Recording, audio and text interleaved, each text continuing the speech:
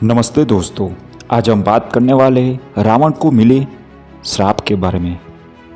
जी हाँ, सीता ही नहीं बल्कि ये श्राप भी थे रावण के सर्वनाश के कारण। हम सब जानते हैं कि रावण बहुत ही पराक्रमी था। उसने अपने जीवन में अनेक युद्ध किए। धर्म ग्रंथों के अनुसार उसने अपने जीवन में लड़े कई युद्ध तो अकेले ही जीत लिए थे। इतना पराक्रमी होने के बाद भी उसका सर्वनाश कैसे हो गया?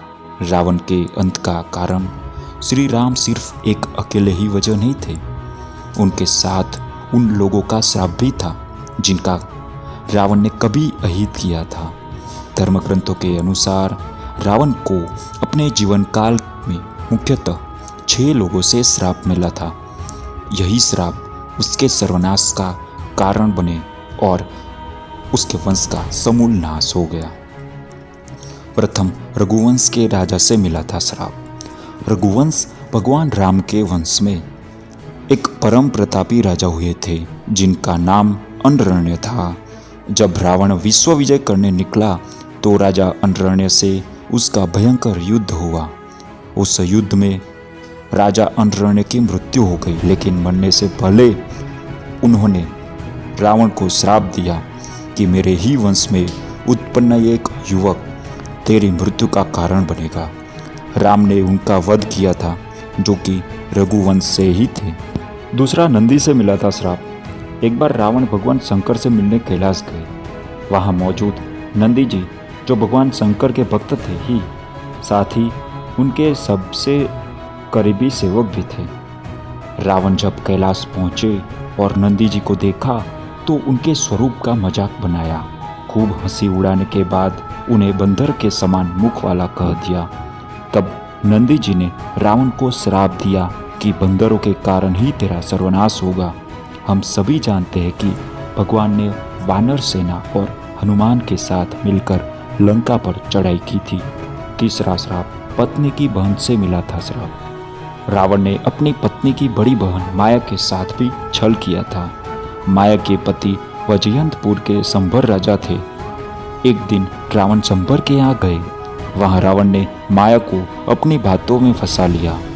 इस बात का पता लगते ही संभर ने रावण को बंदी बना लिया। उसी समय संभर पर राजा दशरथ ने आक्रमण कर दिया। उस युद्ध में संभर की मृत्यु हो गई। जब माया सती होने लगी तो रावण ने उसे अपने साथ चलने को कहा। तब माया ने कहा कि तुमने वासना युक्त मेरा सतीत्व भंग करने का प्रयास किया है, इसलिए मेरे पति की मृत्यु हो गई। अतः तुम भी स्त्री की वासना के कारण मारे जाओगे। इस बात से कोई अनभिज्ञ नहीं कि रावण माता सीता पर मोहित हो गए थे और उनका हरण कर लंका लाए थे। चौथा तपस्विनी से मिला था श्राप। एक बार रावण अपने पुष्पक विमान से कहीं जा रहा था।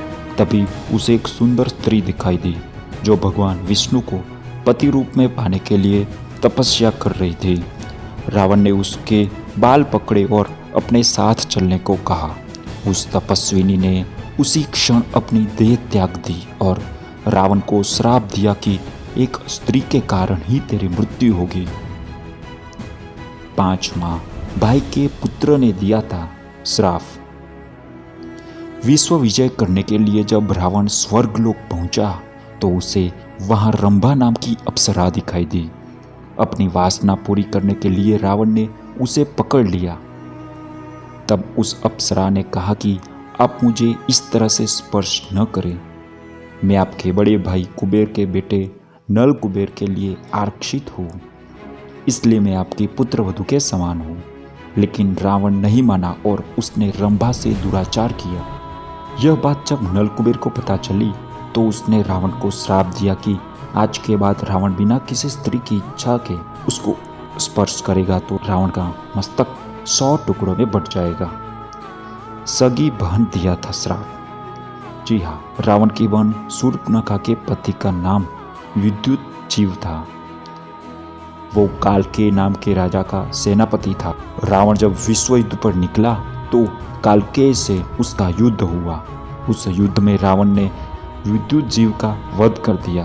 तब शूर्पणखा ने मन ही मन रावण को श्राप दिया कि मेरे ही कारण तेरा सर्वनाश होगा।